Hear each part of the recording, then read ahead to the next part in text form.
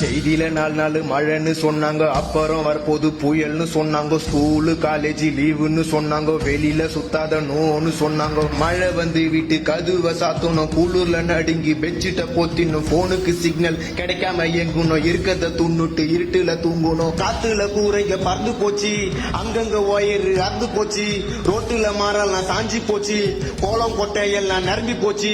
மழையில சுத்துனா ஜொரத்துல தள்ளும், ஏரிங்க அறுந்து ரோடெல்லாம் வெள்ளம், காரணம் புயலுங்கோ. தாறுமாறா தத்தளிக்கும் சென்னைங்கோ, பெருமையா சொன்னீங்கோ, வீட்டுக்குள்ள தண்ணிங்கோ.